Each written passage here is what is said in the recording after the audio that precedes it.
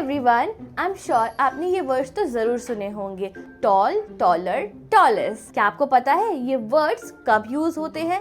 एक जैसे वर्ड्स के इतने वर्ड्स क्यों बनाए हुए हैं? चलो मैं समझाती हूँ, पर उससे पहले वेलकम टू द सीखो official show easy English for kid, degree of comparison. तो आज हम इसी के मैजिक रूल्स और एग्जाम्पल्स सीखेंगे। अब इसमें होती हैं 3 डिग्रीज, मतलब 3 लेवल्स। पहला लेवल होता है पॉजिटिव डिग्री, जिसमें हम कोई कंपैरिजन नहीं कर रहे हैं। पहले पार्ट में तो हम बस विशेषता बता रहे हैं। रवि इज, क्या बोला था, टॉल। तो हमने कंपैरिजन थोड़ी करा, हमने तो बस बताया ना कि रवि लंबा है। ऐसे ही उसके बाद आ जाता है नंबर 2, लेवल 2 है कंपैरेटिव डिग्री। यहाँ कंपैरिजन होता है। अमित आया, अमित रवि से लंबा था, तो हमने ये नहीं कहा कि अमित तो लंबा है, हमने क्या कहा, अमित रवि से लंबा है। तो यहाँ हमने तुलना करी, इसलिए इसका नाम है कंपैरेटिव डिग्री। लास्ट यानी कि 3rd डिग्री हमारी हो जाती है सुपरलेटिव डिग्री। अब सुपरलेटिव डिग्री क्या है?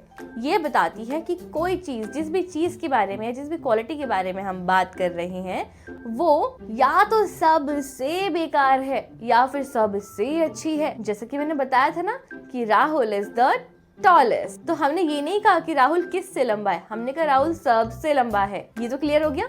लेकिन एक प्रॉब्लम है, ये सभी शब्दों में नहीं चल पाता। क्यों? क्योंकि हम ER या EST लगा रहे हैं। अब कुछ शब्द तो ऐसे होंगे ना जिनके पीछे E ऑटोमेटिकली पहले ही लगा होगा, जैसे कि नाइस, NICE, नाइस। तो जो शब्द ऑलरेडी E से खत्म हो रहे हैं उसके पीछे हम क्या करेंगे, या तो R लगाएंगे या फिर ST लगाएंगे। मतलब नाइस में ऑलरेडी E है ना, तो एक ही E का इस्तेमाल करेंगे। तो क्या हो जाएगा, nice, nicer, only 1 R, nicest, only ST। अब आपने 2 रूल्स तो सीख लिए हैं, एक और रूल सीखो। ये वाला थोड़ा सा इंटरेस्टिंग भी है।